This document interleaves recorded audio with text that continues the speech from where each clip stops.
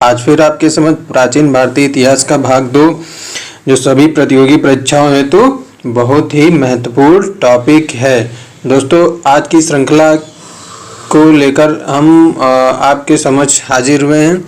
दोस्तों इस तरह की वीडियो आपको डेली मिलते रहेंगे।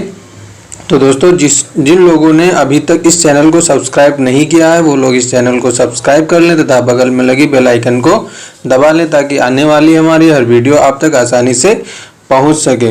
दोस्तों तो आज की श्रृंखला की शुरुआत करते हैं, जिसका पहला प्रश्न है दोस्तों, प्राचीन भारतीय इतिहास जानने का साधन क्या है। जो हमारी भारतीय इतिहास है इसको जानने के कौन कौन से साधन हैं जो सबसे इनमें से प्राचीन है। तो वो दोस्तों आपका कौन सा है? पुरातात्विक साधन है, साहित्यिक साधन है, विदेशी लेखक एवं यात्रियों का विवरण है, या फिर इनमें से सभी है। तो इसमें से जो राइट आंसर है दोस्तों वो आपका राइट आंसर है उपर्युक्त सभी। जो ये सभी थे वो उन्होंने हमारी प्राचीन भारतीय इतिहास को जानने में बहुत ही ज़्यादा मदद की है। अगला प्रश्न देखते हैं, निम्नलिखित में से ऐतिहासिक साहित्यिक साधन नहीं है। कह रहा कि ऐतिहासिक साहित्यिक साधन ने जो इतिहास से संबंधित साधन नहीं है इसमें से आपको बताना है। ब्राह्मण ग्रंथ एवं बौद्ध ग्रंथ ये तो दोनों दोस्तों साहित्यिक ग्रंथ हैं। बौद्ध ग्रंथ एवं जैन ग्रंथ ये भी साहित्यिक ग्रंथ हैं। ब्राह्मण ग्रंथ एवं जैन ग्रंथ ये भी साहित्यिक है, लेकिन जो आपका आंसर डी है स्तंभ लेख एवं शिला लेख ये आपका ऐतिहासिक साहित्यिक ग्रंथ नहीं है। देखते हैं दोस्तों अगला प्रश्न, वेदों की संख्या कितनी है। ये दोस्तों हम समझते हैं कि लगभग सभी लोगों को इसका उत्तर पता होगा। दोस्तों जो राइट आंसर इसका कौन सा होना चाहिए? 6, 4, 2, 1। तो वेदों की जो संख्या है वो आपकी कितनी है? 4 है। कितनी है? 4 है। अगला प्रश्न देखते हैं, वेदों में सर्वाधिक प्राचीन वेद कौन सा है। हमारे वेद कितने हैं? 4। अभी हमने ऊपर बताया हमारे जो वेद हैं वो 4 वेद हैं, जिनमें से सबसे प्राचीन जो वेद है वो कौन सा है? आपका ऋग्वेद है। कौन सा है? ऋग्वेद। ना ही यजुर्वेद, ना ही अथर्ववेद, ना ही सामवेद। तो इसमें से दोस्तों जो सबसे प्राचीन वेद है वो है आपका ऋग्वेद है। अगला प्रश्न देखते हैं, ऋग्वेद जो था वो सबसे प्राचीन है और हमारे वेद 4 हैं, और जो ये रचा गया था वो कौन से ईस्वी में रचा गया था? इसकी रचना किस ईस्वी में हुई थी? 1000 से 1500 ईस्वी के बीच में, या फिर 1500 से 1000 के ईस्वी में, या फिर 1400, 700, या फिर 1200, 700। तो इसमें से जो राइट आंसर है दोस्तों वो कौन सा है? आपका 1500 से 1000 ईस्वी के बीच में इसकी रचना हुई थी। अगला प्रश्न देखते हैं, ऋग्वेद से साम रखने वाला ग्रंथ कौन है। मतलब ऋग्वेद से जो संबंधित ग्रंथ है वो इनमें से कौन सा है? वैदिक ग्रंथ है, या फिर यजुर्वेद है, चीनी ग्रंथ फोकाक्यू ये है, या फिर चीनी ग्रंथ शियुकी है, या फिर ईरानी ग्रंथ जेंद अवेस्ता है। तो इसका जो दोस्तों राइट आंसर है वो ऋग्वेद से जो संबंधित था वो कौन सा है? ईरानी ग्रंथ जेंद अवेस्ता था। अगला प्रश्न देखते हैं, ऋग्वेद संबंध रखता है, अब ये भी है, ऋग्वेद हमारा सबसे प्राचीन वेद है, जो 4 वेद हैं। तो ये और किससे संबंधित था? आर्यों से संबंधित था, कुषाणों से संबंधित था, दोनों से, या फिर इनमें से किसी से भी संबंधित नहीं था। तो ये दोस्तों किससे संबंधित था? ये आर्यों से संबंधित था। अगला प्रश्न देखते हैं, कृष्ण यजुर्वेद से संबंधित नहीं है। तो कृष्ण यजुर्वेद संबंधित नहीं है तो इनमें से किससे संबंधित नहीं है? तैत्तरीय, कपिस्थल, मैत्रायणी, वासनीय। तो इसमें जो कृष्ण यजुर्वेद था वो किससे संबंधित नहीं था।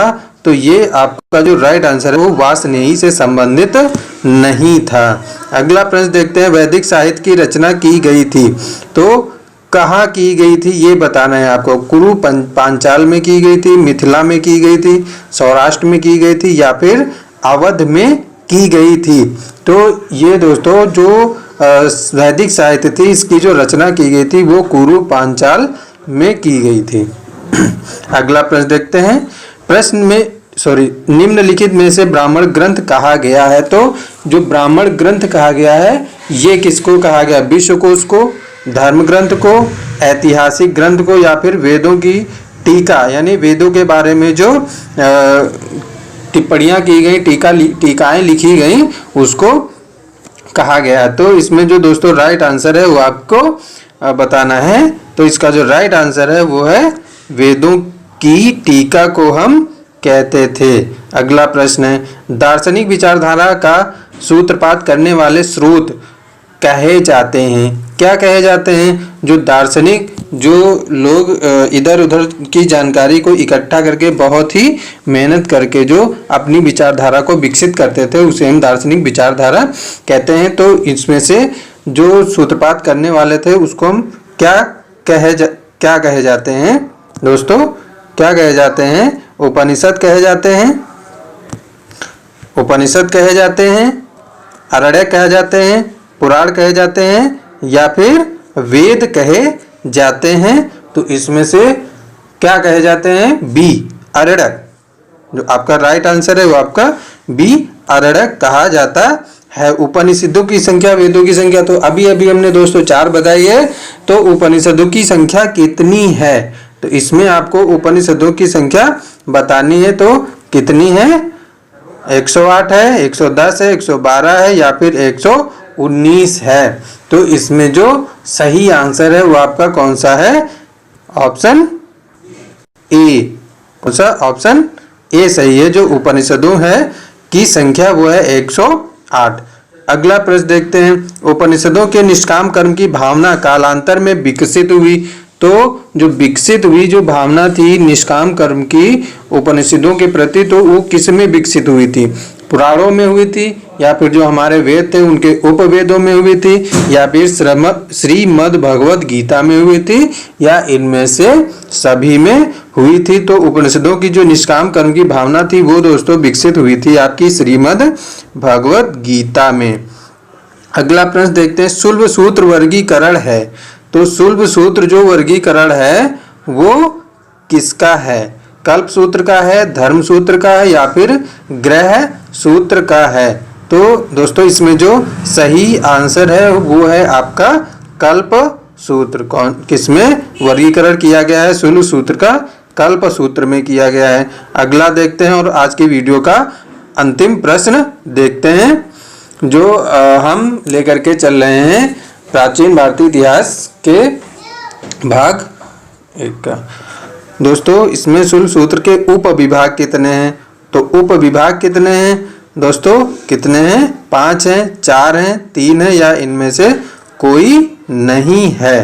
तो दोस्तों इसमें जो राइट आंसर है वो इसके जो उप विभाग हैं तो इनमें से कोई नहीं है। तो दोस्तों आज की वीडियो को यहीं पर समाप्त करते हैं। तब तक आप लोग जिन लोगों ने हमारे दूसरे टॉपिक को नहीं देखा वो हमारी प्लेलिस्ट में जाकर देख सकते हैं, जिनमें से आपकी प्राचीन भारतीय और मध्यकालीन भारतीय तथा भारतीय संविधान के प्रश्नों को प्लेलिस्ट में जोड़ दिया गया है। इसको जाकर देख सकते हो। तो सबसे ज़रूरी बात क्या है, वीडियो को सब्सक्राइब करें, शेयर करें, कमेंट करें और लाइक करें। दोस्तों इसको अपने दोस्तों को अधिक से अधिक शेयर करें, तथा इसमें सबसे महत्वपूर्ण जो सबके लिए ज़रूरी बात है वो क्या है, जितना पढ़ेगा भारत उतना बढ़ेगा भारत। धन्यवाद दोस्तों।